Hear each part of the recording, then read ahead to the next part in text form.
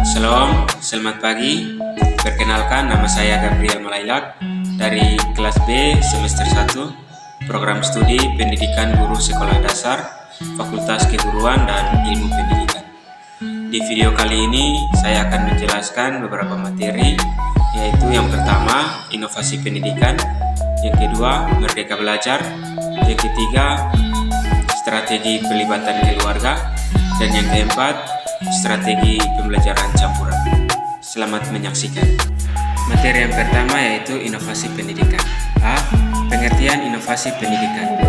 Inovasi pendidikan adalah inovasi dalam bidang pendidikan atau inovasi untuk memecahkan masalah pendidikan.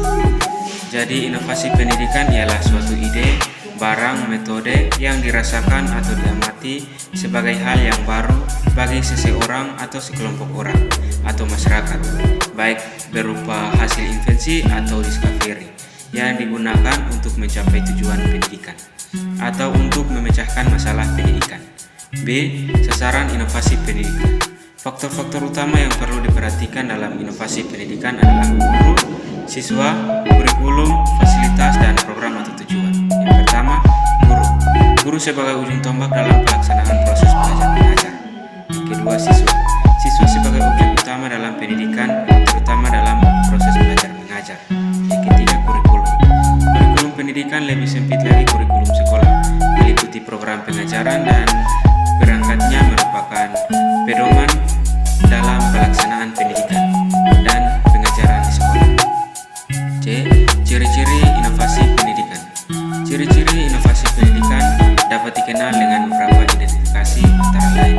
1. Ketika masyarakat atau orang tua mulai sibuk dengan peran keluar sehingga tugas pendidikan anak sebagian digeser dari orang tua pindah ke guru atau dari rumah ke sekolah. 2. Terjadi adopsi kata yang ditulis ke instruksi lisan. 3. Adanya penemuan alat untuk keperluan percetakan yang mengakibatkan ketersediaan buku lebih luas. 4. Adanya alat elektronika yang bermacam-macam seperti radio, telepon, TV, komputer, LCD, proyektor, perekam internet, dan lain sebagainya. D. Prinsip inovasi pendidikan. Ada beberapa prinsip inovasi pendidikan. Yang pertama, inovasi memerlukan analisis berbagai kesempatan dan kemungkinan yang terbuka. Artinya, suatu inovasi hanya dapat terjadi kalau kita mempunyai kemampuan analisis. 2. Inovasi sifatnya konseptual dan perseptual. Artinya, yang bermula dari suatu keinginan untuk menciptakan sesuatu yang baru yang dapat diterima masyarakat. Yang ketiga, inovasi harus dimulai dengan yang kecil.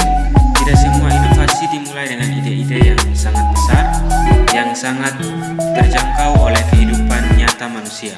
Dari keinginan yang kecil untuk memperbaiki suatu kondisi atau suatu kebutuhan hidup.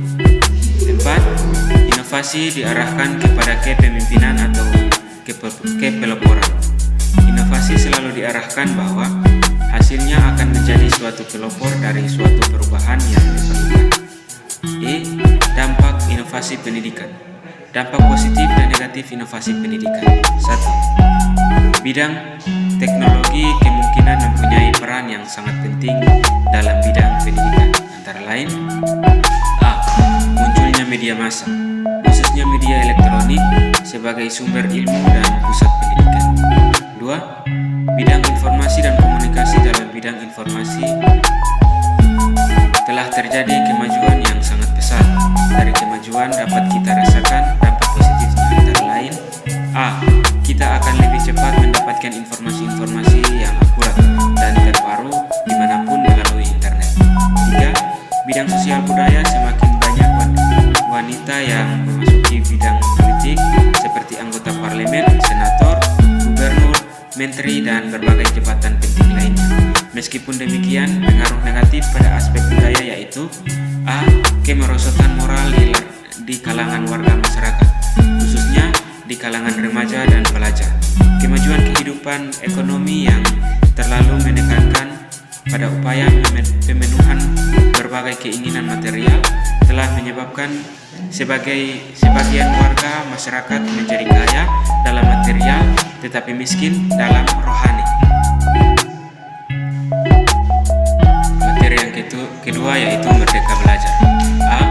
Pengertian merdeka belajar berbasis kompetensi. Di dalam Kamus Bahasa Besar Bahasa Indonesia, kata merdeka dapat diartikan sebagai bebas dari penghambatan, penjajahan, atau dapat dimaknai dengan berdiri sendiri. Sedangkan kompetensi adalah kemampuan peserta didik untuk melakukan sesuatu dengan baik. Misalnya, mampu melakukan tugas atau pekerjaan secara efektif. B. Ada 4 pokok program Merdeka Belajar. Itu yang pertama, ujian sekolah berstandar nasional atau USBN. Yang kedua, ujian nasional atau UN. Yang ketiga, rencana pelaksanaan pembelajaran atau RPP. Yang keempat, peraturan pemerintahan peserta didik baru atau PPDB dengan sistem zonasi. Landasan terbentuknya pembelajaran Merdeka Belajar, banyak siswa yang merasa jauh, jenuh, dan akhirnya tidak acuh saat guru melaksanakan mata pelajaran ketika kegiatan belajar mengajar atau KBM sedang berlangsung. Berdasarkan kondisi tersebut, maka dapat membuat jiwa siswa tertekan dan tidak nyaman dan akan sulit dalam menerima pelajaran. Ciri-ciri pembelajaran berbasis kompetensi memiliki ciri-ciri sebagai berikut. 1. Menekankan pada ketercapaian kompetensi siswa baik secara individual maupun klasikal. 2. Berorientasi pada hasil belajar atau learning outcomes dan keberagaman. 3. Penyampaian dalam pembelajaran menggunakan pendekatan dan metode yang bervariasi. Materi yang ketiga yaitu strategi pelibatan keluarga. A. Strategi pelibatan keluarga di satuan pendidikan.